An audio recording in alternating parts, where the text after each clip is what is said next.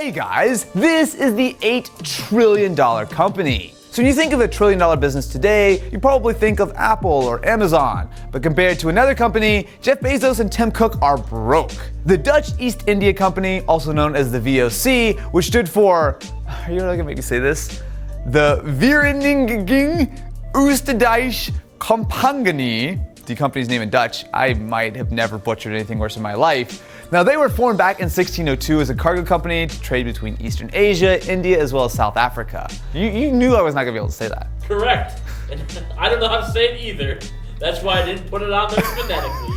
At the time, Portugal had the largest trade network in the world. However, when Spain went to war with Portugal, both countries' trade fell off significantly, and those crafty Dutch saw an opportunity to capitalize. The East Indies companies were also happy to oblige, since it meant increased profits for their own governments, so they granted the Dutch a 20-year monopoly on their trade routes. Now, prior to the VOC, massive companies like this just didn't exist. I mean, sure, a company might own a couple ships, but nothing on this scale. Traditionally, every time a company wanted to trade, everything was on a case-by-case basis. A crew would be hired, a boat was chartered, and after the voyage, everyone went their own separate ways. That is, until the VOC. Now, what made it different is that they purchased their own fleet of ships, they signed captains to long-term contracts, and they established a network of merchants along their routes. Now, this meant that they were able to not only conduct trade routes more frequently, but also more profitably, since all aspects of the business were conducted in-house. The only problem was that running a company like this costs money. A lot of money.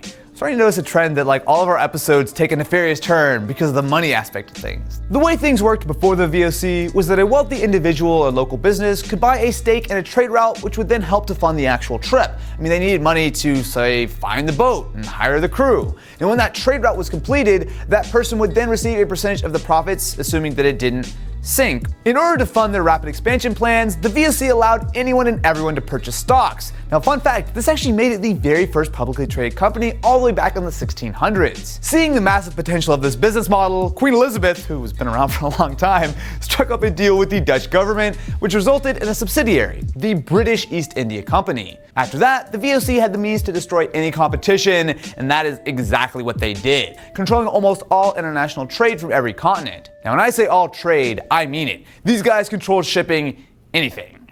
At their peak, the East India Company had hundreds of ships and employed an estimated 70,000 workers all around the globe. They were worth the modern-day equivalent of $8 trillion. Now, for context, that is more than the value of Apple, Amazon, and Google combined, and then double that, and then just throw in Microsoft for good measure. It's still only like 7 trillion. At this point, the VOC was no longer just a company. Instead, they were operating like their own mini-nation, complete with a governing body, a very, very well-equipped militia, and even their own money. Unsurprisingly, this made a lot of enemies. They were known for torturing merchants who would double-cross them, employing spies to blackmail politicians, and there were even rumors of them sending their army disguised as pirates to destroy any competitors.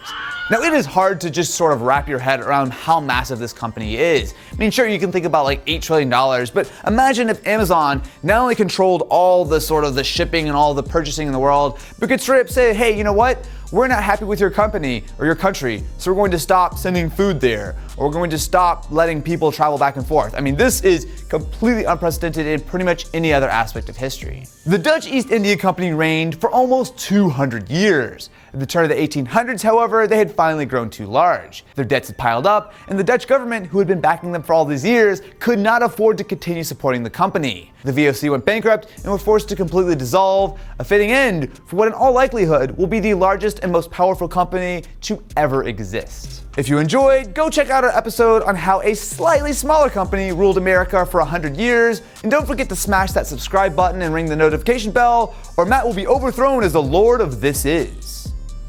Wait, what? I mean, obviously everyone knows you rule with an iron fist.